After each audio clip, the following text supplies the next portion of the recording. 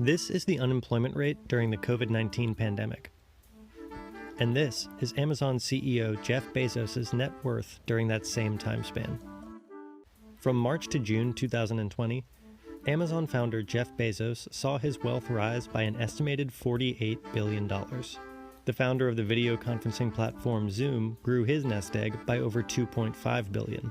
And former Microsoft CEO Steve Ballmer's net worth increased by $15.7 billion.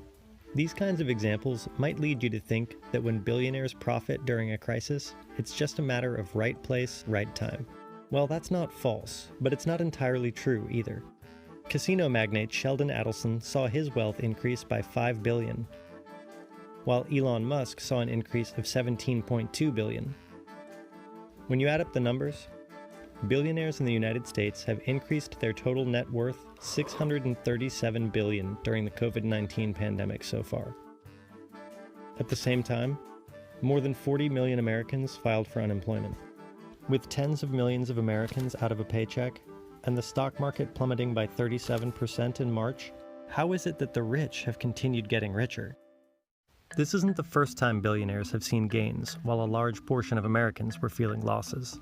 When the housing bubble burst in 2007, home prices fell 21%, and roughly 3.1 million homes were foreclosed on in the United States. The stock market plummeted by over 50%, and by the end of 2009, 8.8 million Americans had lost their jobs, and the effects lingered. From 2009 to 2012, the incomes of the bottom 99% grew by only 0.4%. But the income of the top 1% grew by a staggering 31.4% in the same time span. And it all ties back to two things.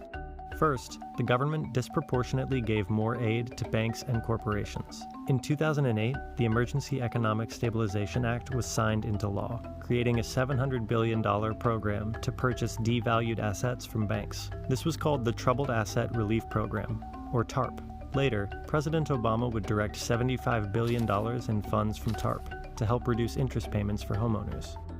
That means homeowners received around 10% of the direct relief that banks and corporations did. And this leads to reason number two. When the stock market bounced back, the unequal bailouts meant that the wealthy still had money on hand to invest and thus profit, while the middle and lower classes did not. In 2008, the Federal Reserve lowered short-term interest rates to near zero. They would remain that low for nearly a decade. This paved the way for a historic bull market on Wall Street that began in 2009 and lasted until March 2020, when the pandemic hit. In that time, the S&P 500 gained 462%. That means that a $1,000 investment in the S&P 500 at the low point of the financial crisis could have returned roughly $4,620, while someone who could afford a $1 million investment could have pulled in over $4.6 million.